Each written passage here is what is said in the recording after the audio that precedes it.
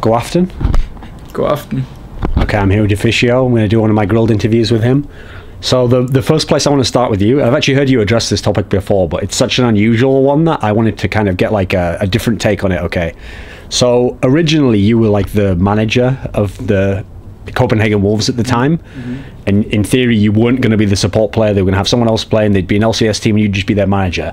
And when I asked Bjergsen why this was, he gave me an answer that actually cracked me up a bit, because it sounded like so naive. He said the reason you didn't mind being a manager is because you used to play Football Manager on the PC a lot, and so you just wanted to be... This sounds like it can't be the real reason, is it? For me being the manager, no. I been playing for like 2 years before that, and I got a bit tired of the game, so I wanted to have a break, but I still wanted to be involved with it.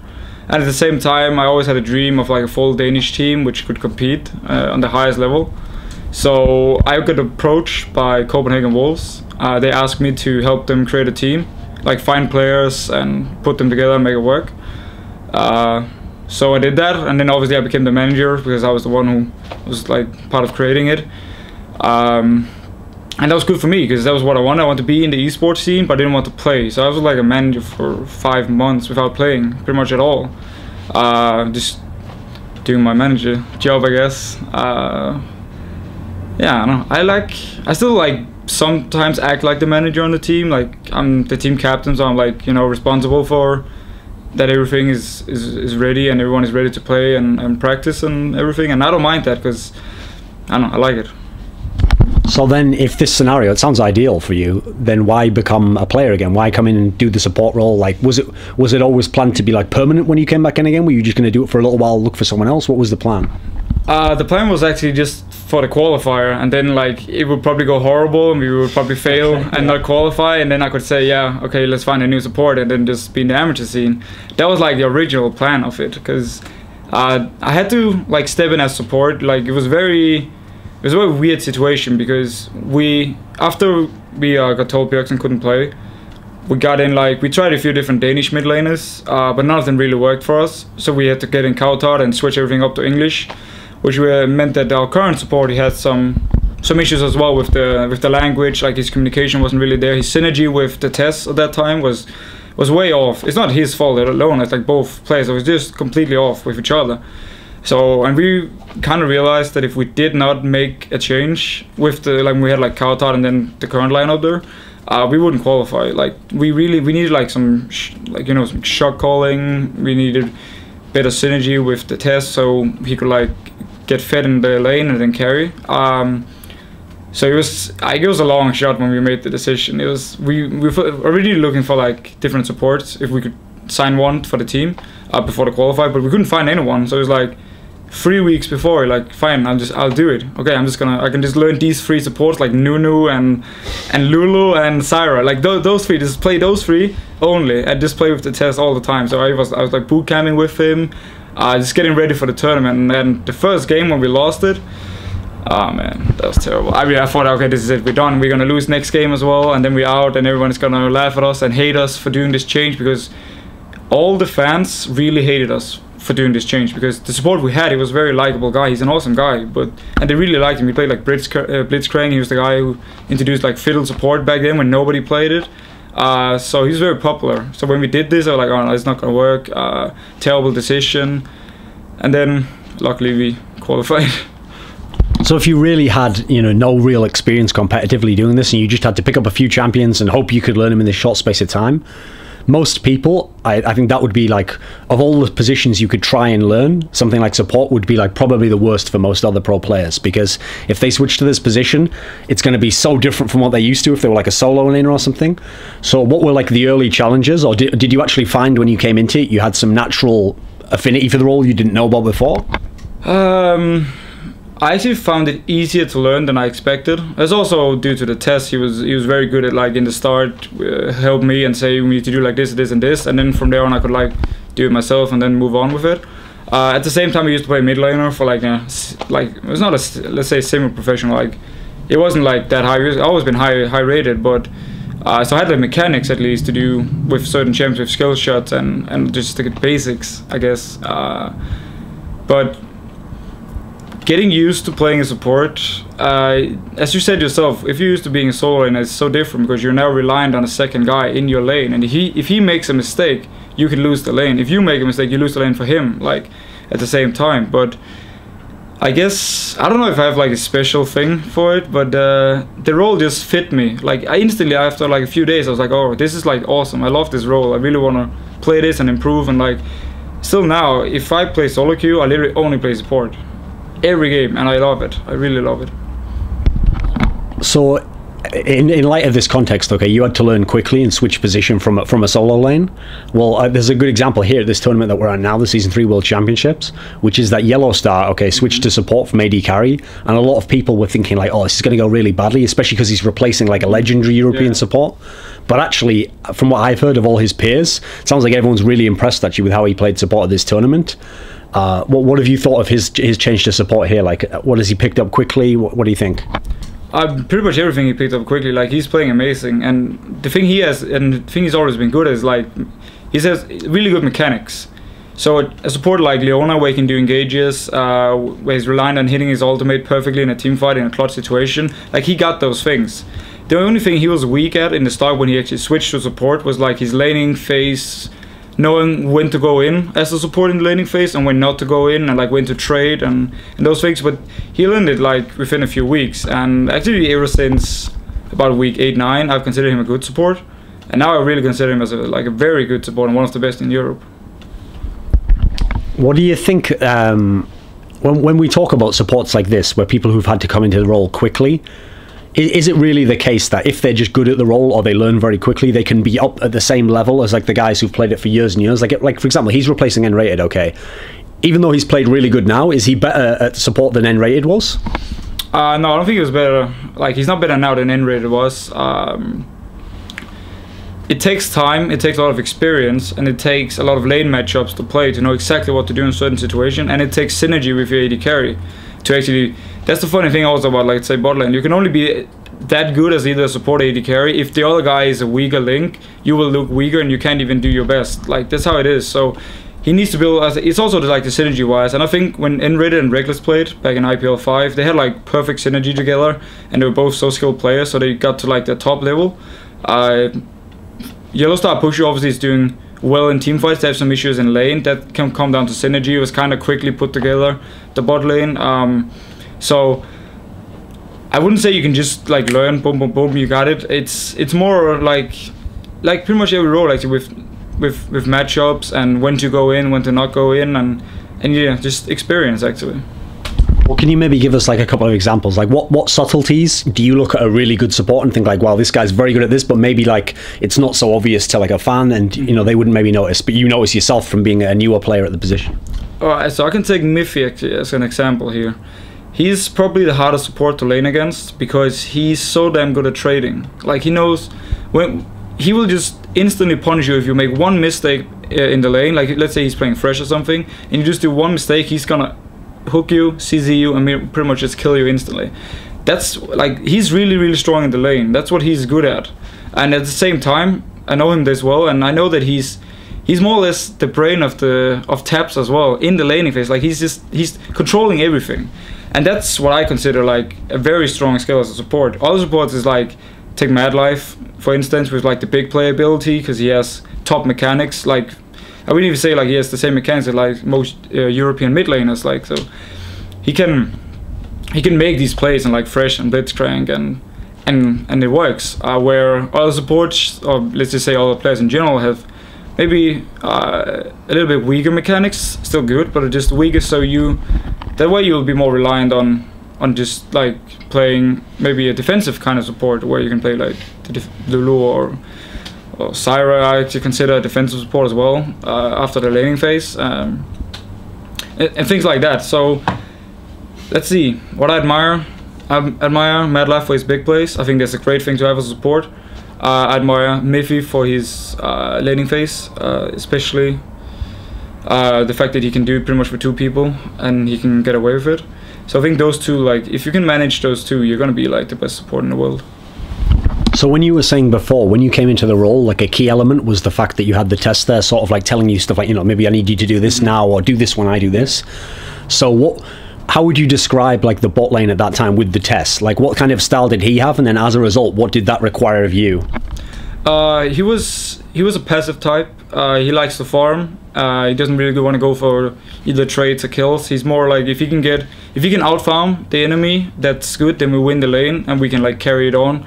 That's also why like when we played with Copenhagen Wolves and Bjergsen, it was all about Bjergsen doing the early game things, and then bot lane just farming, and then when we got to like mid-late game, TheTess could start carrying because you had to farm.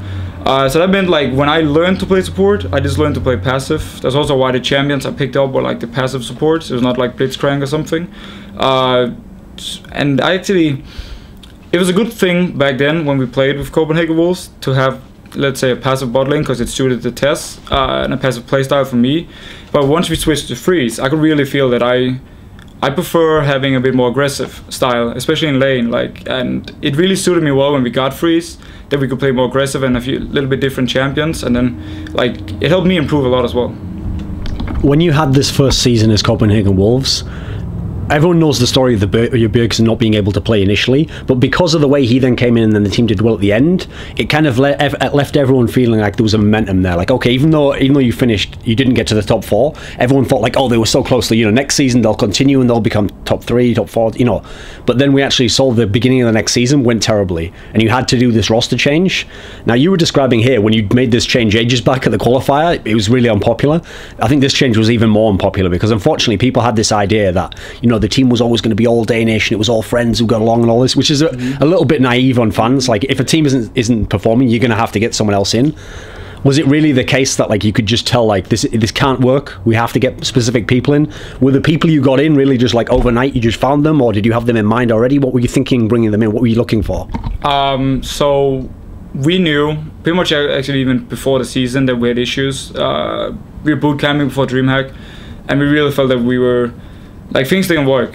People had different mentalities towards practice, towards learning new champions, adapting to the new meta, and people had also different ideas of pretty much what's right and wrong in a way within a team. Is it okay to sit on Skype while you practice or not, and things like that. So we knew, going into DreamHack at least, that this was gonna be so hard, but we hoped to at least get two wins or something. So first of all, when we went 1-4 at DreamHack, we already knew back then that okay, we probably have to change something, because even after we went 1-4, it didn't change the mentality or the attitude of people on the team. He was still well, I don't really have to practice this champion because I'd rather play this champion. And that doesn't work if you get teams in like Lemondogs and Alternate who can come with all these new champions and the meta changes, and if you don't want to change with it, you're just gonna fall behind.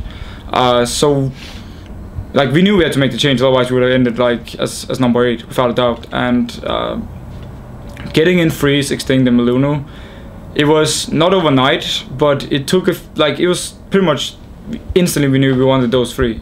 We talked Bjergsen and me, and then with NIP. And we were like, so what do we do? And we were like, well, we want Freeze as AD carry, we want extinkt as top lane. And then when we told that to Svenskan as well, he said that he didn't want to stay if we kicked guard or benched Guardbro. So we were like, okay, well, what jungler can we take? Oh, well, it's perfect match because Meluno's already playing with them. We know the guy, he's an awesome guy and he's a good player. We get him too. So it took 2 days, I guess, for us to talk with them, and then they were pretty much on the team. So I wouldn't say they've always been players you've been thinking about, why these guys not in LCS. They have the skill for it, but they just never had the right team. So yeah, they were in our mind. Because one of the interesting things is, for fans who've only watched LCS, especially because the European scene was never as watched as the NA scene, a lot of them probably won't have known who extinkt was before this season, because he was just like a sub, I think, for some play, and didn't even get to play in LCS. But I've heard from a lot of the peers that I've talked to, when he used to be a mid laner, he was very highly regarded in Europe. People thought he was a very good mechanically and stuff. Did you already know what type of top laner you were going to have him play with? Did the fact that he came with Meluno, who played with him when he was a mid laner, was that helping bring him into the team? What do you think? Well, extinkt was probably seen as one of the best mid laners in Europe throughout 2 years or something, when the pro scene kind of involved, when he played for Curse and such. And he's always been regarded in Europe as an amazing player. His mechanics are probably some of the best I've seen, and his game knowledge is it's crazy. He was doing calls, he was bringing experience, he was bringing the right champions, which also was the reason we wanted him. It was either we get this guy or we don't make a change. Like we want this guy only, because we knew he played the meta at that point was like you had to play a Kev1n top, Ryze top, you know, AP champs, and that was obviously why it could be so easy for him to go from mid to top, because yeah, that's what he played in mid anyway. So again, that was part of the reason also we wanted him, and we knew he had the experience. We knew he was able to do calls in game. We knew he was a professional guy because he's always been in the scene for like 2 years. So we didn't like take a chance with someone. And at the same time, we knew he was an amazing player. He could like easily adapt to the top lane. So getting him with Meluna as well was just a bonus because they had so good synergy together. So our first 2 or 3 weeks, we literally just have Meluna camping his lane all the time because he would just work. They would always get kills. They would always win the 2v2 fights because they know each other so well. So it was still just a bonus for us. When it was announced that he left, it kind of was done without much fanfare. Like there was just a post one day, oh, Extinkt's going to retire and they're just going to have to get a new player. It sounded like, oh, you know, no reason, just retired for no reason. Yeah. That seems like, it seems a bit hard to believe. Like was it really just him, he came to a decision on his own, he told you? Was there something in the team where things didn't go well or something? Because I mean, looking at the team up until that point, okay, just the results, I mean, would I be wrong in saying like, NIP probably should have finished top 3 if he stays in this team for the rest of the season? I definitely agree on that one. I think we were favorites for top 3. But what happened in the team was, it was actually 100% his own decision to leave. First of all, he didn't enjoy traveling. He didn't enjoy the fact that for him to travel to Cologne took like, I don't know, like 8 hours each way. Due to like he had to fly to different airports and buses and everything. At the same time, I guess he kind of hit a point where he was tired of the game, but he still accepted our offer when we wanted him because I think he wanted a chance to play in the LCS, and I think he said yes to like see, okay, can he get new motivation from this and like find his spirit again. But it didn't work like that. He was clearly he was tired of the game, and we know that now after because he told us after Tenerife that yeah, he can't do this anymore. He doesn't want to practice. He just wants to relax a bit before he starts his studies. He doesn't want to travel because, yeah. And he didn't really feel anything for the game anymore. Like when we lost in Tenerife, he was like, yeah, whatever. And then you know you lost the spirit. Like if you don't care about losing anymore, like that's it. Then you're pretty much done. So it's actually his own decision to leave 100%. Because the other player as well, and now we're going to talk about is Freeze, the AD. Now, when you bring this guy in, you give her the backstory there of, okay, so TheTess kind of molded you into the spot he needed. And usually I always say, like, either the support makes the AD or the AD makes the support. So depending on if the support's some genius MadLife type guy, he probably tells his AD what to do so it works. But if the AD is like Uzi or something, he probably tells his support, no, this is what I need of you. So it sounds like in that scenario, okay, TheTess sort of molded you into the player he needed. What was it like with the Freeze? What was the mentality coming in? Like who set the tone of how it's going to be played? What was your input, etc.? Well, pretty much I think the first time we duo-queued, he just instant locked Draven and he just went crazy in the lane, like kept fighting, kept going for kills. I was like standing in the back thinking, oh, what's going on here? Like, oh shit, I need to be more aggressive. Like, so even pretty much after the very first game, we just agreed that, okay, so he has to tone down the aggression a little bit. I really have to tone my up and just adapt to it. So I guess instead of like saying one guy decided what's going to happen, we kind of agreed on like, okay, this is the good point. Because the thing is, if you're too aggressive, you're just going to get punished by ganks. Like that's going to happen. So you can't just be like, just go for it and fight all the time. You really have to be a bit passive sometimes. If you don't know where the jungle is, we think there's a chance he's there. So we pretty much just agreed on like a middle thing. And then from there on, we just started working with it. Like I had to tell him sometimes you need to back off a little bit, we don't know where the jungle is, and at the same time he had to tell me like, oh, you have to go forward now, we have to be more aggressive, like in a way. So we just kind of helped each other and we just found the balance which we have now, which I think is really good. So yeah, I guess we molded each other. The problem with the support role for fans, it seems, is because in general it's not such a flashy role. There was a time period when people almost never even talked about star players at the support role. But obviously MadLife changed this because Blitzcrank, Thresh, now everyone sees those and they're like, oh, he's so awesome. So I get the sense that almost every support player like wishes he can play these champions and wants to be like a bit of a playmaker. How do you think the balance is in the current climate of like how much you can play those playmaking roles and be aggressive, and how much you need to play sort of more of the old school where you're sort of bodyguarding your AD and you're trying to play a bit passive and keep him reined in so he doesn't go too far?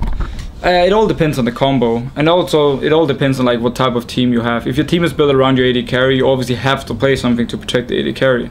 That's why you see like Royal not playing, let's say, Blitzcrank, because like Uzi needs to be protected. At the same time, if you play more a role of saying your mid laner or like your solo laners are the carries, that opens up for it. It's also what Fnatic actually used to do. Like they used to play Blitzcrank on nRated. They've been doing it on YellowStar once as well, I think. They can do it more because they don't need to protect the AD carry the same way. So it's all about like the team, how you want to play it, and also about, then it also comes down to like your own, let's say like your own mechanics in a way, or like your own game knowledge of playmaking things. Like if you play Blitzcrank, for instance, and if you hook the tank, like late game team fight, and the tank just instantly, like let's say it's a Shen, taunts your AD carry, you pretty much just lost the fight by doing that hook. Or if you miss like 5 hooks in a row before the dragon fight, so you actually don't do anything. Because like Blitzcrank in a team fight, if he doesn't land the hook, he doesn't really provide anything other than a silence and a knock up. So it's a balance between, do you need a playmaker on your team, or do you need a guy to help your AD carry or your solo laners do well? That's why I think like playing a support like, let's say, Syra, for instance, where you can do so much in a team fight with plants, with root, with your ultimate to help your carries. I think that's stronger than playing, let's say, Blitzcrank, unless you are really, really strong at making the plays and get like line like 5 hooks pretty much every game, or five. I mean, like, you know, before every team fight, land hooks. So it's definitely good though that supports now get more credit to add into that one, and it's good that we have people playing like Blitzcrank and MadLife doing the hooks with Fresh, because it shows how much there is to the support role now and how good a support can be. With the 2 bot lanes you've played with in LCS now, you've had a chance to play against actually all the bot lanes that now Gambit has tried. So they had the old one with Edward, and then they had the darker period, then they had the Voidal period. As someone who actually played against them, how would you describe the 3 different bot lanes? What was different about them? What was like describe the classic one first, and then give me the contrast. Alright, so the classic one was a passive AD carry and aggressive support, which kind of made it balance out. A bit like, let's say, Freeze, where Freeze was the aggressive AD carry, was the passive support, and we balanced it out. They found the balance with a passive AD carry and aggressive support, and they would like, either if you made a mistake, they would punish you and try and kill you, but at the same time, if you just played passive, they would pretty much always out farm you, because Genja, he's really good at farming, and he knows when to also go in for the small trades. So that bot lane worked really well for them. Obviously they had issues together, but like if you look at the outside picture, they have a really strong bot lane. What happened after Edward left was Dagger and Voidal are both more passive supports. It's probably due to lack of experience. Like, you don't want to go in the LCS and then instantly just be aggressive, and if you like die, you pretty much lose the whole lane. So obviously it's like a balance in that, but they're both, to me it seems like passive supports, which means you now have a passive AD carry and a passive support, which is not very good, because it means that it's very easy to lane against them. Like, not necessarily kill them, but if you just want to say, yeah, we can just pick like a late game carry and just farm, they will let you do that, because they are like a passive, they want to do the same. So that kind of bot lane, if you face, especially if you face like the world-class bot laners, is not really gonna work.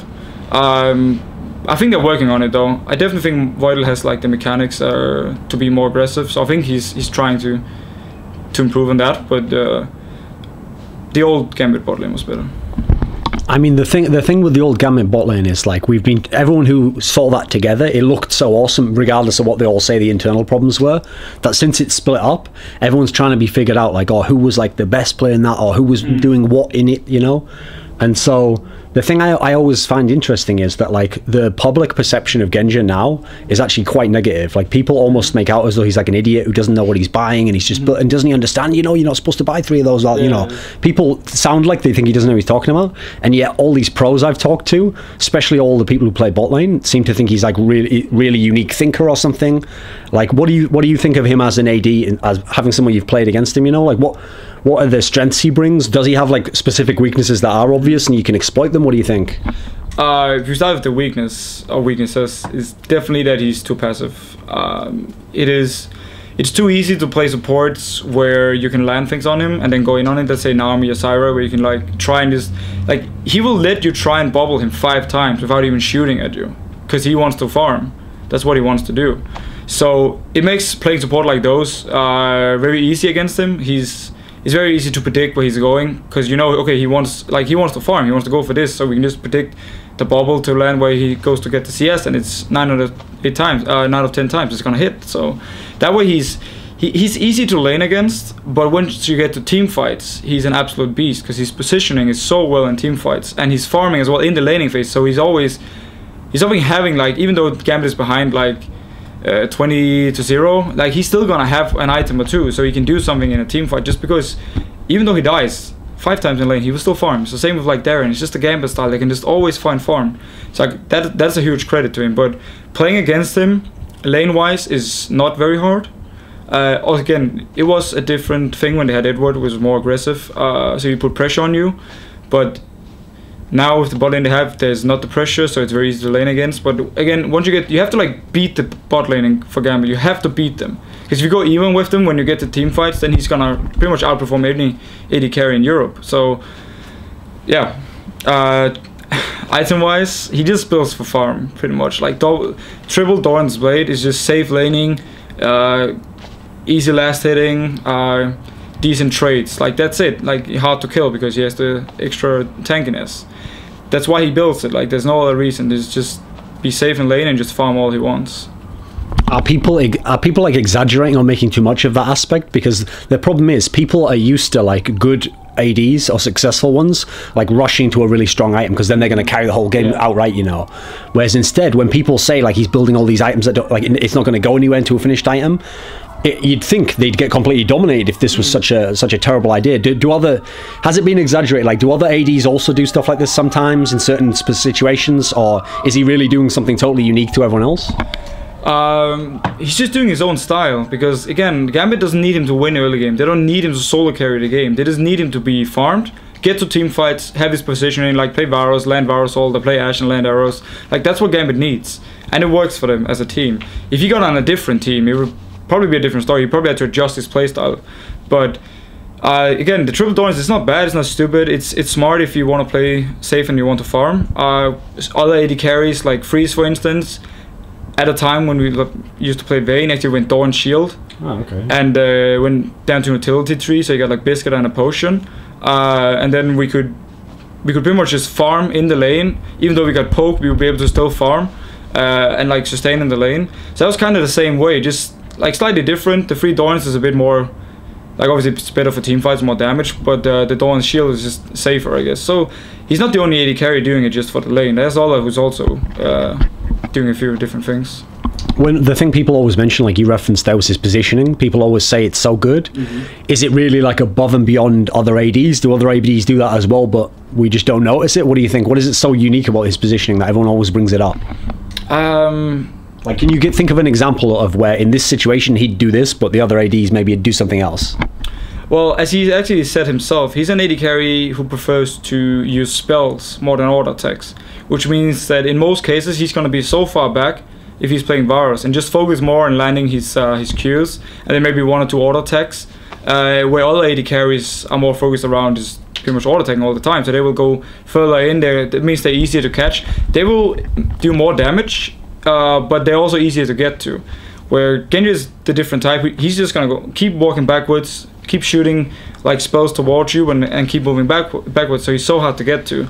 And in the Gambit way, where they always play like Bruiser's top lane, which is really tanky, they're hard to kill, so the team fight's always long, dragged out. It works because he can always clean up in the end. That's also what you see him doing often. He can just start cleaning up because you couldn't get to him, so you had to kill the tanks. Like there's no other choice. Where in like against all AD carries, you can say you want to have a combo saying you just want to kill this guy, ignore the tanks. That doesn't really work against Gambit. When you got this new lineup, see, it was just recently announced. You get Kev1n, you get HyrqBot from SK. One of the interesting things actually I noticed in the statement, where I think it was you who said it, you mentioned that one of the reasons why you wanted HyrqBot, because obviously people thought Maluno was a very good jungler, was you made this interesting comment about how like the synergy that Maluno had like fit to extinkt style or something, and that his effect on Bjergsen was different, and so that by bringing HyrqBot with Kev1n, who played together, this would also allow Bjergsen to do other things. Like I don't know if I remember it correctly, but can you kind of like expand on this a bit, like what you're thinking? So the type of junglers Maluno plays is more support junglers, like, or pure tank junglers like Maokai, Kev1n, those things. They're very good if you have 2 solo laners, like let's say fnatic solo laners, or like when we have extinkt, like who plays carry champions.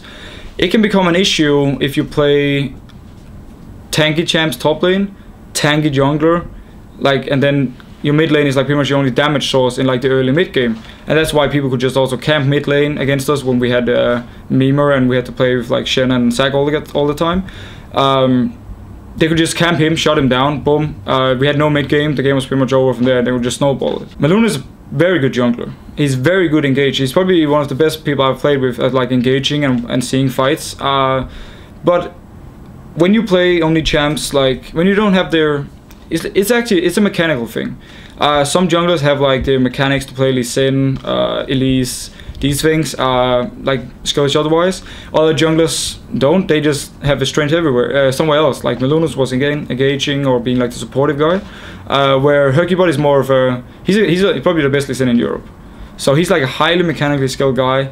He's very aggressive, he counter jungles a lot, which means that with him and with Kev1n, who's sort of the same type as Mimer, he can play a lot more champions though, but he also plays like tanks like MadLife and Shen and these things where we need like an aggressive jungler to make sure that people do not just camp Bjergsen and shut him down. So we need a guy who can play like Lee Sin and also provide some damage for the early mid game team fights.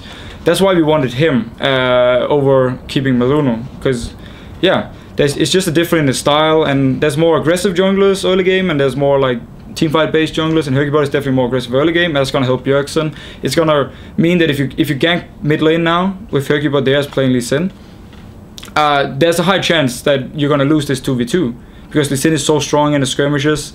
Obviously the champions Bjergsen are playing, like the assassins are all strong in like 2v2 fights as well. So you have like two very strong 2v2 players and champs against like whatever the enemy has, and that means that you can pretty much win the 2v2 and therefore snowball the game.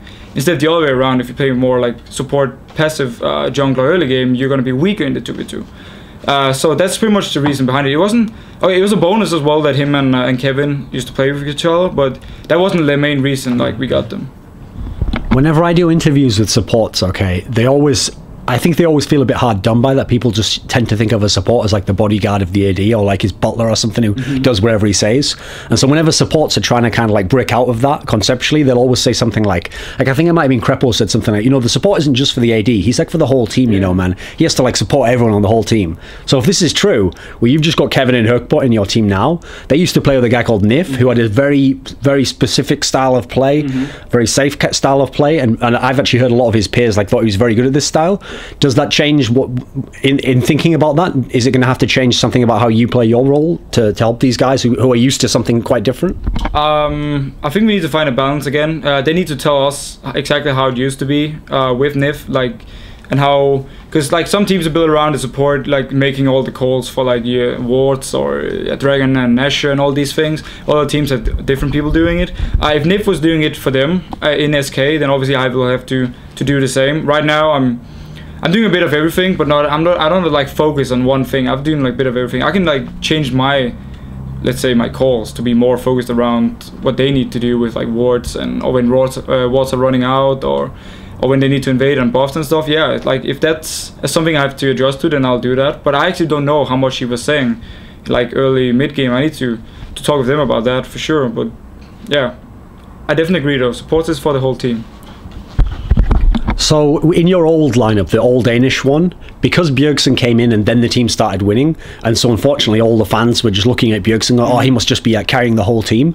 It kind of made it seem in interviews like some of you guys like wanted to like go so far back from that. You're like, no, we're all like an equal kind of effect on the team. You know, he's just another player. He's not like the superstar player. But if we're going to be honest now that you changed the lineup, there was a period, like you're talking about Bjergsen getting camped and having to like strategize against that. There was a period where people thought, okay, you shut Bjergsen down, then you shut down the Wolves or you shut down NIP. Is this true to some extent? Yeah, it's completely true. Like back in Wolves, he was carrying the team, not single-handedly, but like if he got shut down, we would lose the game 9 out of 10 times. But we also played a style of give everything to him. Like Svensk often sacrifice a lot of jungle farm for him that he could pick up. He always sat mid lane just to make sure we want to get this guy fed. We want to like put everything in him. So we rarely gank bot lane with our jungler, even though some other teams do that. So we pretty much sacrificed everything to give it to him. And then because he's such a good player, he could take it and carry the game alone with it. So it worked for us. So obviously, yeah, if you shut him down, then we would have lost. We would lose like every game. But Because one of the things about like what you're describing here in terms of setting it up is that because Europe is so mid-centric, that it then becomes important as to who you have the jungler, just so that are they like relieving the pressure off this guy here? Are they stopping him getting camped? Do you think that this is true for all the teams in Europe? Like you have to have the jungler mid synergies, like the key one? Yeah, 100%. Like if you don't have that synergy, it's simply too easy for your mid laner and your jungler to just get an early kill on this guy. And then your mid laner, because every mid laner in Europe is so good, is just going to snowball from there and completely destroy the lane. So you really need the synergy between not only just the mid and the jungler, but like the solo laners and the jungler. Like this whole triangle up top has to work. Otherwise, you're simply going to lose like early mid game in pretty much every game. That's also why a team like Lemondogs is so strong, because they have this early game jungler who is very high mechanics, like he plays everything like Lynge, Elise, all that stuff, and they have like 2 really good solo laners, and they have great synergy, like the communication between all 3 are so good, so they can pretty much win every early mid game, and they can just snowball from there. So you need this synergy. With the LCS seasons you've played in, so basically both times what happened was you did well during the middle of the season, but then you would always come and face a team who in theory hadn't been doing that well, but they were like the veteran people who played a million best of 3s in this sort of scenario. Was there a difference for you guys in playing the series each time from how you played the regular seasons? Was there a difference in how these older players can approach them? No, I wouldn't say that, actually. Maybe like when they strategize completely like against us, we've been too easy to do that against. Like we've been, when we played Gambit this year, I mean this split, and when we played EG in the last one, we both were very easy to make a tactic against. Like it would require maybe an hour's of work and you would know exactly what to do against us and what we played. Especially because we had certain roles where we were very limited in our champion pools. So that's why for like these best out of 3s where people strategize towards you, it becomes really hard with the way that our lineups has been at those times to do anything for us, because the enemy team knows exactly what we're gonna play. They know how we play. They know we play around, at least when we were Wolves, we played around Bjergsen a lot, so it was easy for EG to like focus on him and therefore weaken us and make us like lose. And Gambit was again like Mimer didn't have the time to learn to play enough champions. He didn't have the time to adjust to playing against these top laners we have in Europe, like Doran, who is a really strong top laner. So we had like this, it was too easy for them to just say, okay, well, we don't care about top lane. Doran is gonna win this 1v1. I'm just gonna, Diamond is just gonna sit either in mid lane or bot lane and just make sure those 2 lanes will win. Where we had to send our jungler top lane from time to time to help. That's really weakened us, and it was so easy to predict for the enemy. Like every team told us afterwards, yeah, we know what to do, just camp bot and mid lane against you guys and you would lose. So I just think at the time, if you had extinkt for this against Gambit, they would have to put focus on top lane, otherwise he would win the top lane. So they would have to put focus all of the map, and that would make it a lot easier for like the bot lane and the mid lane to do well. So we simply just at the points where we've been playing these best out of 3s, we've just been too easy to predict. For this tournament here, the Season 3 World Championship, where you've been watching it online and now you're obviously here, one of the results for that for European fans was probably a bit strange, was how weak Lemondogs looked at times. What do you make of that? Because I'd heard a lot of people and the other teams in the LCS EU were like, they thought they had the best chance out of the teams in Europe, because people were thinking maybe fnatic wouldn't be so great, or maybe Gambit wouldn't be so good. Yeah. How was Lemondogs the one out of the 3 that had almost no chance of making it to the round? I definitely think Lemondogs was in a harder group than the other European teams. Like when you have SKT, who's now in the finals, and OMG, who, if they hadn't made Royal, would probably have been at least in semifinals. That says a lot. Like that group was insanely hard. I don't think when we saw the group, nobody expected Lemondogs to advance. It was like, okay, SKT is gonna take it for sure. Then it's gonna be like most likely OMG. Without knowing too much about them, we just knew they were good. So I didn't actually have much faith in them before this. I think if they'd been in the other group, they would definitely had advanced. Maybe with the same score as Gambit. So yeah, I think it just basically comes down to the groups. Did they underwhelm though, or you think they just played fine? What do you think? I think, well, I actually think they played really well. But I think they had a weakness in kind of their own ego, in a way, of saying we can let, for example, Faker, we can give him Ahri and we will just counter pick it with Swain and that will be fine. Like, it's not how it works when you play against the best players in the world. Like, you really don't want to give them these very comfort picks if you can avoid it. So I think in that way, maybe the game plan was a little bit, they took it a little bit too easy in a way. Like, it could have worked, let's say, in Europe, where the mid laners are like pretty much on the same level. But like, Faker is something special, so against him, you really don't want him to get something like Ahri, where he can like win the lane and then carry the game. So in that way, maybe, but also at the same time, like, there are so many things they have to ban, there's so many things they have to focus on again in these games. So it's so hard. It's always easy for me to sit here and say, oh, they should have done this and this and this. Like, they obviously had their game plan and they thought it would work, and obviously it could have worked. Like, if Swain had managed to get a kill on Ahri with maybe a gang and could like snowball the lane from there, it would have been a good pick. I would not be sitting here saying this. I would be like, oh yeah, Swain pick was so brilliant. So there's a lot of things to that, but honestly, I think they did well. They had some good games against both OMG and SK Telecom. They beat TSM, so I actually think they played pretty well. Now with Fnatic and Gambit, people who are going to look at their results now are going to go, oh, they did really well. But people will probably forget, coming into the last week of LCS, both of those teams could have like potentially missed the playoffs. They could have finished like right down, so 5th or 6th type position. And it took that sort of like, Gambit had to win a whole bunch of games. And in the end, Fnatic needed that like tiebreaker to come second. So we would have been talking very differently about them perhaps in that scenario. How do you actually evaluate how they did here? Like, did they exceed expectations for you? Definitely. I hoped Fnatic would make it through group stage. I actually didn't believe Gambit would. I thought Ozone would take it as the clear number 1. And then would be like Gambit, Vulcan fighting, and then maybe like, again, actually like Fnatic, Vulcan and Gambit like fighting for the last spot. That's how I thought it would be. So I'm very proud of what they've done. I'm very proud of the way they've shown and represented Europe. Both Fnatic and Gambit. I think Gambit had a great series against like a very hard team, and you saw how good Nigel Black Sword were against SKT.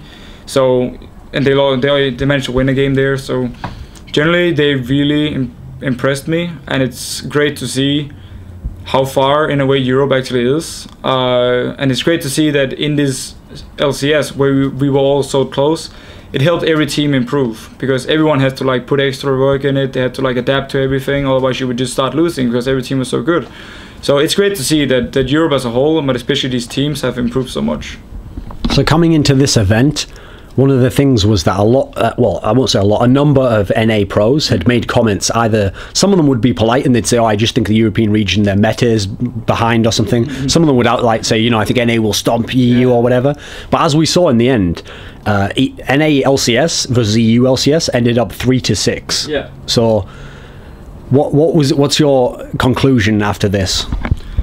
I simply just think Europe is in a better spot meta-wise right now than NA was. I think the fact that Europe has been so used to playing these like assassin champions, which are very popular right now, maybe if they're like, except for maybe Orianna, who's like the only non-assassin mid laner that's very popular. We've simply just been doing this for like a long time, and everyone in Europe plays them. So you constantly have to play against them on the highest level, and you just get better and better with these assassins. And at the same time, people used to say that EU had weak bot lanes. I definitely think they showed here at Worlds that that's not true. The bot lanes from like Gambit and Fnatic coming into this tournament was not considered the best ones in Europe. Yet they come in and perform so well, and like they go toe-to-toe with the NA bot lanes, or maybe even beat them in some games. I can't remember precisely if they did, but at least they went toe-to-toe. It's not like you're saying, oh, this is a weaker bot lane. So in that way, I just think like the weak parts of Europe has improved so much through this split, while our strong part, the mid lane, compared to the weak part in NA, which is also the mid lane, and in a meta that's centered around mid lane, centered around getting your mid laner going, we were simply just in a better spot, like meta-wise.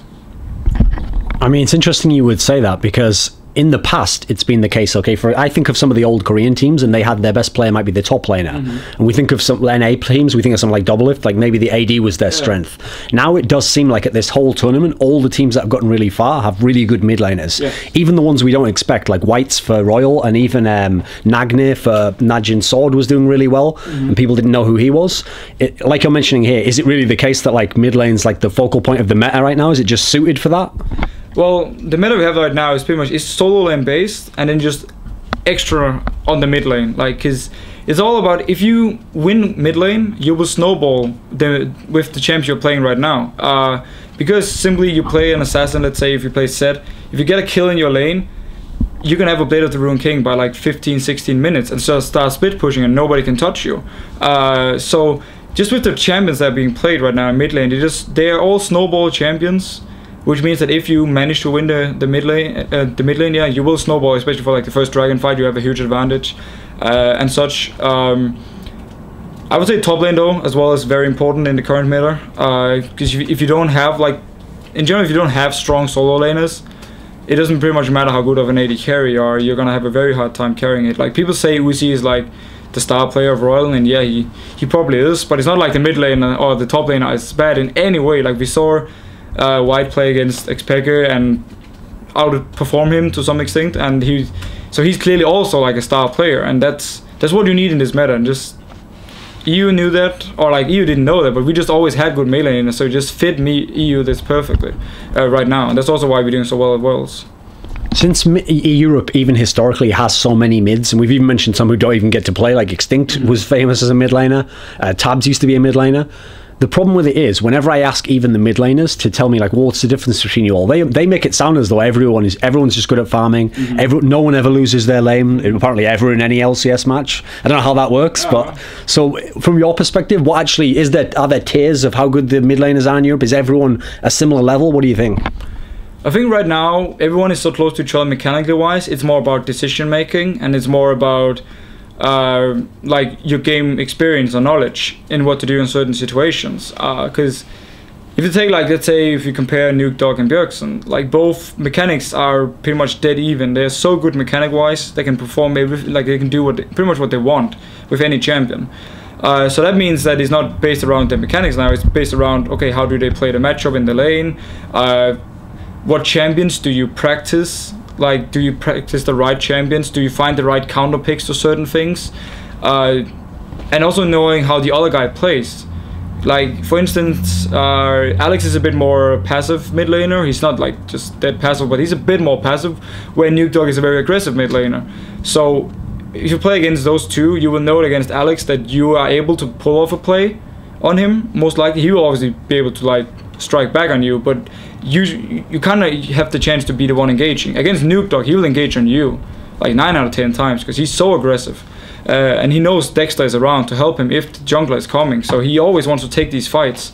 So it's pretty much just about now playing against each other, know how to play against this, and also be the first one to pull out, like, new things. Talon, for instance, was being pulled out by Lemondogs, and nobody expected that. Fnatic surely didn't. They, like, blind picked Kassadin, and then they just went Talon against it and just destroyed him. So that's also what it's about now, and that's a great thing, that it's not that much about the mechanics anymore, because everyone is so even in the mid lane, so it's more about all the other things that people are improving on. When we talk about the supports in Europe, it used to be easy for people. They'd always just go, okay, Edward or nRated. Like, these were the ones that just came to mind immediately. Yeah. These must be the best. But now they actually don't even play in Europe anymore. So you mentioned Mithy before. I've actually heard, for such a short amount of time he played, I've heard a lot of pros say, like, very positive things about him. Is he the best support in Europe at the moment? Like, who's standing out now as the best ones, not just the old legacy guys? Yeah, I think all around Mithy is the best support in Europe. I'm boosting his ego now, he's gonna love me for this. But no, I definitely think he pretty much has the whole package. He can make big plays, MadLife style. He also has, like, as I mentioned earlier, an insanely strong laning phase. He's so hard to beat in lane, and he has the game knowledge. He's a very smart player. He thinks of new things. He thinks of, like, runes. I've had, like, I don't know, countless of hours discussing runes with him, masteries, certain champs, who's strong against what, in all these ways. And, like, I think it was like we were talking about how to beat Fresh in lane, and it was like, oh, okay, turns out that Syra is actually a counter to Fresh in lane, and we, like, went back and forth with that. So I think overall in the whole package, and also what he brings to Lemondogs and sort of, like, yes, like, professional practice, very serious practice and tactics, he's the best support. Before, when we were discussing the fact that you'd been able to change quite quickly to support role, if I asked you just a hypothetical now, you have to pick another player who's never played support competitively, and you think this guy, something about him, he'd be suited to it, or you think he'd pick it up really quickly, who comes to mind? Like, who do you think would be a good swap to support? Of current LCS, okay, yeah. Anyone. Let's see. All right, so abilities you need to have, and let's see if we can get a play out of this. It's definitely your decision making has to be top notch. If you make a wrong decision in your lane, you can pretty much lose it for both you and the AD carry, and boom, that's it. Bot lane is lost. You need the mechanics to perform on certain champions. Pretty much every support now is skill shot based, like Fresh, Syra, all these supports, they have like skill shots. You need to be able to use them and hit them, so that your mechanics has to be up there. At the same time, you need to have you need to be able to like stay calm, like very calm during the lane, even though like there's a lot of pressure on you. Like let's say the other bot lane keeps on fight with you. You need to always like have the second thought of, oh, the jungler, where's the enemy jungler? Oh, the enemy mid lane is missing, where can he be? Oh, where's the wards right now? Is the dragon up? When is the dragon coming? Can we fight for it? Do you need to tell your team to go back and buy now, and they can go back and like tell them, oh, don't use your ultis right now because the fight, like dragon is in 30 seconds. And like you always need to have all these things. Like you're a bit like a mom in a way, like taking care of your kids. Like you'll think of all these things at the same time, and at the same time you have to do you have to perform well in your lane. So if there's it would have to be a smart player. I would say that. Okay. Do we have a short list of people who you consider smart players then? Oh, there's a lot of smart players. I would actually like a player like Alex. Alex H? Yeah, I could see like a player like Alex be a support because he's a guy who's definitely a smart guy. He thinks of new stuff to come up with, which is a great thing in support. Like you see like now China playing like any support. Obviously it's something everyone thought about, but nobody's really pulled it up in Europe. I could see him definitely like pull up different things. I'm just gonna say support Kale. He's gonna do it if he played support. And he's a smart guy. He's clearly like his mechanics are there to play it. And I've always respected his decision making in game. I rarely see him do like a wrong move. Like I've never seen him get caught or anything. So yeah, I definitely think he has like everything he needs to be a good support. A question I forgot to ask on the part about the NA versus EU part, okay, was one of the complaints that people made once Cloud9 went out, because they were like the last hope, like, oh, even if the others failed, you know, Cloud9 will do it. People actually complained, believe it or not, that Cloud9 got to play fnatic. Whereas if you think about the other people, they could have played SKT, they could have played OMG. Best case scenario, maybe they could have played Gambit. Yeah. If Cloud9 had played OMG or Gambit, you really think Cloud9 would have beaten this? No, I think OMG would have beaten them actually 2-0. I really think like OMG and Royal, the two Chinese teams, are top 4 teams in the world. So OMG would, without a doubt, have beaten Cloud9. Gambit would have been very close. I can't actually say who would win that one, but it would definitely have been close. When we talk about some of the Chinese teams, they were like the big wild card at this event, because everyone's talking about the Korean hype train, but like obviously everyone knew Korea was very good. But Europe has maybe surprised some of the NA people, but the big thing about China isn't so much that no one said they weren't good or whatever, it's that no one seems to know how good they were. Were you ever anyone who'd watched Chinese stuff before? I mean, most people tell me they haven't. Like, did you know anything about these Chinese teams? I try to watch some, but it's just not broadcasted in the same way or branded in the same way as like OGN is, because we have like Monte Cristo and Doran, who's like so famous now in the West as well, and you just know, okay, so these guys are like the image of OGN, so that's why everyone gets to know OGN. If OGN was just Korean casters only, there wouldn't be that many people watching it, like of the casual scene. Obviously, always like as a professional player, you have to watch the other regions and like see what they come up with, especially like China and Korea, who always who tends to be like a step ahead with things. So I have been watching a lot of LPL, yes, but I haven't enjoyed it because it's on Chinese. There's like different icons, and the stream is very blurry because it's like, yeah, it's a bad quality stream. So in that way, I get why everyone knows about OGN and Korea and don't know about China. It's a shame. So I actually hope there will be like casters like Monte Cristo and Doran who takes up China and then start broadcasting it. I don't know if they can, if it's possible, if it's against the rules or something, I have no idea. But that's pretty much the reason why everyone hyped up Korea and nobody like thought about China. One of the things that I heard as a criticism before the tournament about China was people looked at some of their like Yorick picks and stuff and they said, oh, this will never work if you play in the World Championship. Like, what's your conclusion after watching the Chinese teams play here? Like, do they have some unique style of play? Does it work? Well, I wouldn't say they have that much of a unique style. It's more like they're all highly mechanically skilled players. They have insanely great teamwork. Like everything they do as a unit. When you see their team fights, like they're all doing their role perfectly, and at the same time the role they all support each other during a team fight. Like, it's not just one guy going solo against another guy. Like, he's doing it because it's the best thing to do to protect his team. So the team play is definitely on a different level than, let's say, EU and NA.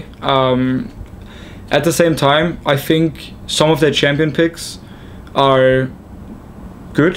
It's not something we're used to seeing, like any support, but they work also because in the current meta, or like in the current game, pretty much every champion can work if you just build a team around it, or if you have the player to play it. Like Tapper loves to play like support who can engage with like an AoE ultimate. That's why he plays Sona, that's why he plays Annie. So it works for him. If just randomly you started picking up any support, it would not work at all, in the same way, at least to the same high level that he's using it right now. So I think saying that, oh, this team plays these champions, they're so outdated, they're so bad in this current meta, they can't win, that's a bad thing to say. Because in a way, even though there's some champions stronger than others in the current meta, if you have a tactic or a team built around this one and you put it in a combo for a reason, it can work pretty much every champion in the game. One of the things people always said about China was that it was so AD-centric as a region, and I've actually heard an interesting theory that Chaos told me, which is he thinks it's because in Dota there's only really one carry in Dota, and that's like the way that their meta works is quite different, and so he thought that had kind of transitioned over, that they thought, oh well, this is the highest damage dealer, like this, we'll just make this the main focus. Does that mean like supports play differently in China, do you think? I definitely think supports generally in China play a bit more protected AD carry. A support like Tabe again it's kind of a weird case if you look at the Chinese games, because he's always in the front. Like, he never protects Uzi in a team fight. He flashes in, pops down a Tibbers, and then he dies himself, but he hits like 2 or 3 people. That's how he plays. That also a huge credit to Uzi, the fact that he can actually survive pretty much on his own in a team fight without support. Generally in China they prefer more like laid back supports. Lulu is actually very popular to like protect your AD carry. So, but the thing about the character set, I actually think is very true, that it like transitioned over, and at the same time it's all about hype, and that's how it is. And the hype can start from nothing and then build up and build up and build up, and all of a sudden it's like, oh yeah, the AD carries are like the best, everything else in China is not good. Instead of saying, well, yeah, okay, sure, they have great AD carries, but they have just as great mid laners, which again they clearly showed here in this tournament, because Cool performed really well as well from OMG against like Fager, and like he even killed him in lane. So clearly there's more to China than just the AD carries, but that's the thing about hype. It's a good thing, hype, but it can also be a negative thing. If we talk a bit about Korea now, because I know you watch OGN as well, the first person I went to ask about was actually Mata, because when I'd watched him play when MVP was doing really well, he looked like, wow, maybe he's a star player, like he's so good at his role, and the hype around him was that, oh, you know, MadLife's God, but then after that it's Mata, like he's the next best guy, you know, and it seems like he did terribly in the group stage. Like, what do you think of him? His group stage performance was, absolutely terrible. I have no idea what happened with the, I think the entire team just kind of broke down, like from the inside, and everyone just performed worse and worse, him included. Some of the things he did in the group stage and like in the laning phases was so weird, and he would never do that. I think he was playing like on his top level, so I'm not sure what happened there. But before and in OGN he was considered, as you said yourself, like one of the best supports. He's definitely a support I looked up to as well and tried to copy a few things from. He was one of the first also to like pick up Syra again and start playing her as a support, so that helped me at least tell myself, yeah, this is a good idea to start playing Syra again. And it's just a weird situation with the whole ozone thing, and I just think if that team breaks up and these 5 players, or like at least 4 of them, gets on different teams, they're all gonna start performing again, and we can see like the old Mata come back. One of the things I found strange about watching those group stage games he played was that one of the things that people had told me he was so good at, like Monte Cristo told me the reason he thought he was like comparable to MadLife is because he had like insane vision control. He always had the pink wards everywhere you needed them, and yet this is what we noticed in the group stage games. He like sometimes just never warded, it seemed. As someone who plays support yourself, is there like what could happen to a support that you would just never ward or something like it? Does this ever happen to you? And maybe in a solo queue game where I really don't care because something came out, I don't know, like if you don't want to ward, or if you don't have focus on vision, it's because clearly something is wrong, not just with you but like your whole team in general. Like, it's pretty much just a sign of giving up in a way if you don't focus on the vision as a support, because every support knows that vision is the most important, like one of the most important things. it helps the entire team. Like, you have never seen a team just win games without any vision. Like, it's always about division war. It's why also like the current meta snowballs so hard, because you like with the pink wards and with the new oracle, which is there's so much focus on just don't bother with items as a support, like side stone, maybe a philosopher stone, boots, and then just go oracle and pink wards and just deny all the vision. So the fact that he didn't do that at all and he had no focus on it just tells me in a way that Ozone as a team, you know, kind of almost like gave up or just didn't care. They didn't really like try hard because something was wrong. What do you think of PoohManDu? I absolutely love him. Absolutely. He's also the tallest Asian guy I've ever seen. But he's, as a player, he's so aggressive in a way, but he's doing it in such a smart way. He's always like doing it to force something else from the enemy. If he flash he likes to play Nami. He's actually one of the first also to play Nami. Like, I've seen him countless times just randomly flash bubble someone, and every single time the other guy just has to flash too. And that way he always manages, due to being so good at these clutch plays and his mechanics being so good as well. He always manages to like get something from the enemy, even though he has to sacrifice something himself. But if you flash as a support and you take the AD carries flash, I'll take that trade every day. So, but I think the whole SKT bot lane actually right now is among the strongest in the world. Both players are insanely good and they really match each other well, and they pretty much play everything they need to play, like the right champions, and they both have like the mechanics and the skills to like be so good. So huge respect for both of them, and especially PoohManDu. On the topic of vision control, like we were just discussing there, this seems like one of the areas where it's harder for spectators to follow, because it's not something as like, it's not nothing flashy about putting a ward down. You don't tend to keep track of it. You look at what's going on in the lane, etc. Well, one of the things that actually surprised me in this tournament was how effective fnatic's style of like knowing when there's not vision and then just constantly go in a brush and start a skirmish and like a 3-on-2 and just win over and over and over. It seemed to work against almost everyone. Does this suggest that like is their team alone the only ones who can do this so well? What is it about them that they could catch everyone off guard like this? It boils down to a main thing is the fact that they have so good solo laners, so they will win their lanes. That means they will transition from the laning phase to the mid game, will like slightly ahead or maybe just ahead of the enemy team, which means that you can go deep into their jungle to put up to deny vision from them, and that way start catching them. Like if we saw the games where Fnatic fell behind against Royal, they had absolutely no vision at all. They got no catches. They didn't have any skirmishes because they simply just lost the early game, and that way they couldn't do what they do, like the snowballing way. Some teams snowball really hard and really fast and just like can win a game in 20 minutes. Fnatic is more like they slowly snowball you by just, as you said yourself, like denying vision, catching you in the jungle, and then just punish you from that and then win the game. So it boils down to the fact that Fnatic most of the time will always come out of laning phase ahead due to very strong solo laners, and then they can do this tactic, which I think pretty much every pro team, at least, they know about it and they want to do it, but it's all about get to do it, and like, it's all about getting used to it. Like, your team has to know that, alright, so we have complete vision now. Going 5 mid would destroy every purpose of it, because then the enemy team is just going to stand 5 mid at their tower anyway, so who cares about you having the vision? It's also about the playstyle of the team, that they never like just, if they have full vision in your jungle, they will never just go 5 mid and push the tower. Like, they will just roam around in there and just wait, be very patient, wait for you to make a move, and then go for it.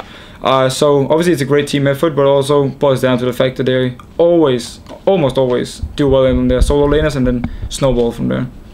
One of the things I did notice about this event was a lot of the Western teams, it's obvious that they have watched OGN, for example, but you see that it seems like not everyone analyzes it the same way. So some of the teams, I got the sense when I watched some of the Vulcan games that they would take compositions or style of play from Korea, but they would just sort of like kind of copy it. It wouldn't necessarily work with the players they had or the style. Sounds like you watch a lot of the different regions as well. Do you how would you evaluate your own skill at like analyzing, like breaking stuff down, like bringing stuff into your team? What would you put yourself at that level? I think in the start of the season we were not very good at this. We watched what OGN was playing, we were like, okay, this is good, let's just start playing it.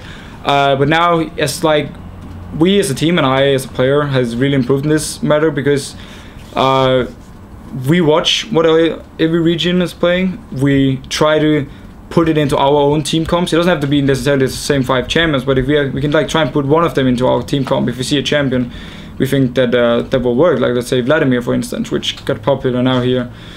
This split, we wouldn't just completely copy it and just say this works. Because we know it's a whole different style, it's a whole different way Korea plays. So some champions work for them that don't work for us, and the other way around. So, but what I do as when I look at these things and discuss it with the team is we simply just look down and say, what is our play style? Okay, that is, we want to do this, this, and this.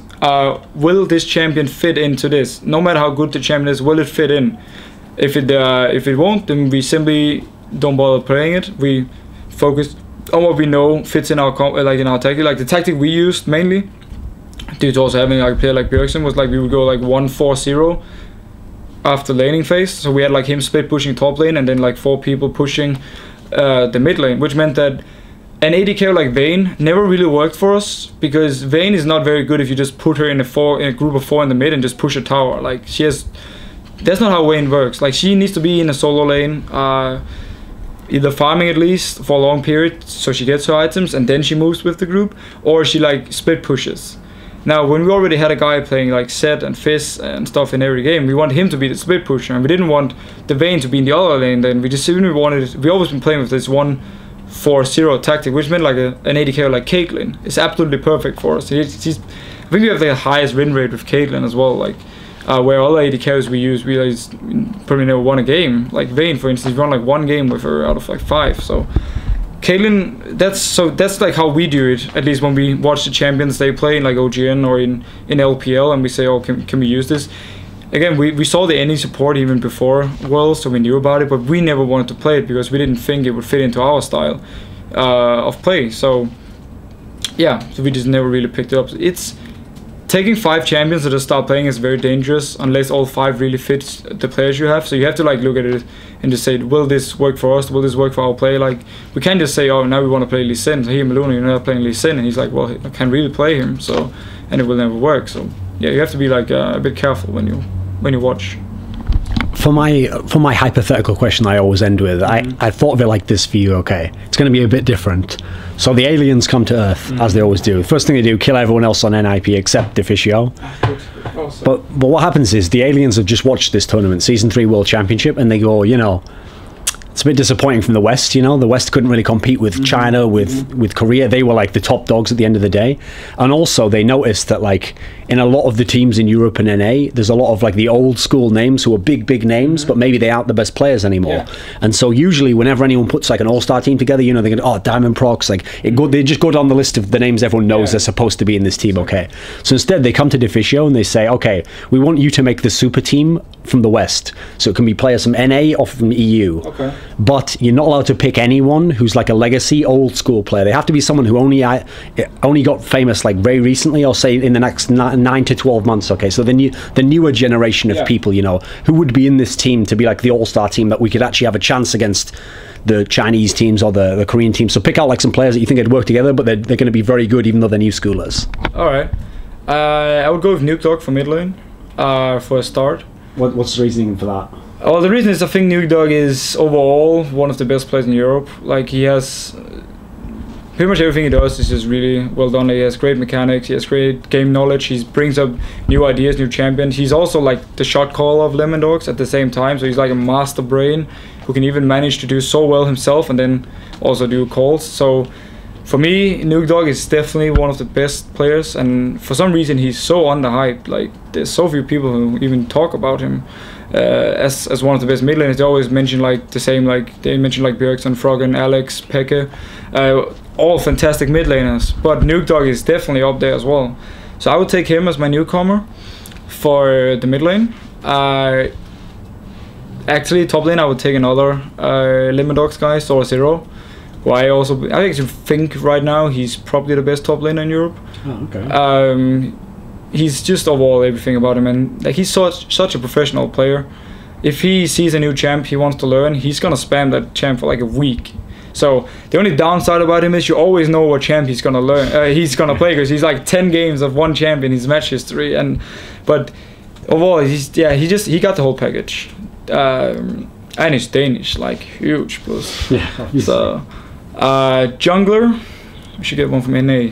But nah, I wanted to say Crumbs, but he's an old school, so I can't use him. I would go with extinkt then. Oh, okay. Why extinkt over Meteos then?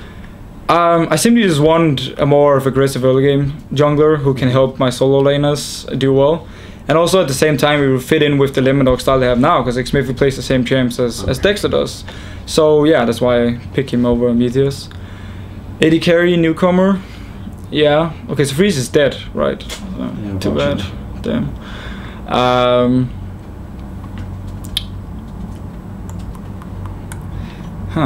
That's a hard one actually. The AD carry one. Creaton as well as an old school name. Yeah. I could be using taps, but that would be boring because I would have like 3 from Lemondogs then. It would be a bit too easy. But I probably have to take him actually. I'm very impressed with the way he's improved. And Reckles or someone? He's not in the LCS yet. Okay. So I want to see him in the LCS before so he hasn't proven it yet to you then? Pretty much. I know he's good. I definitely know. But I really think we need to see how he is now in the LCS against the current bot lanes and how he's going to go. Like obviously he's like a fantastic player, but he's also kind of an old school name. Yeah. So okay. I'll take taps for this. I'm just impressed about the fact he goes from mid lane to AD carry and he performs so well as he does now. He's again, him and Miffy are probably the strongest bot lane in Europe combined. So he would be a great addition. And again, he knows like Saw Zero and Nuke Dog. So I think with that lineup, we would have a pretty good shot. And you'd be able to support the taps? Yeah, I'll be able to support taps. I'm a bit like I'm kind of the same style as Miffy. So yeah, I think there would be a lot of pressure on me to perform because I would have to like match Miffy standards. But I think with a few practice games, we would find the synergy and do well. Okay, do you have anyone you want to thank or say hello to at the end of the interview? I guess I have to thank all my sponsors. Steel Series, we have Fora by cdon.com, and we have Telia. And I will give a special thank you to Niklas and Stefan, my manager. Niklas is our CEO of NIP, and then Emil, or Heaton as he's known as. Those 3 guys in NIP are pretty much running everything and making sure everything works. And they're so supportive of the team, even though we had like a weird season. A lot of things went wrong. They're still there. They still back us up. They still want to do everything for us. Like, and we're gonna move to Sweden with them and get a lot of time with them. So they're awesome, and we would never be able to do what we do now without them. And then obviously big thanks to all the fans. Big thanks to all the fans I met here in NA as well. It was really cool. I actually didn't think I had a single NA fan, so that was pretty funny. So yeah, shout out to the fans and to my team. Mangatak. Mangatak.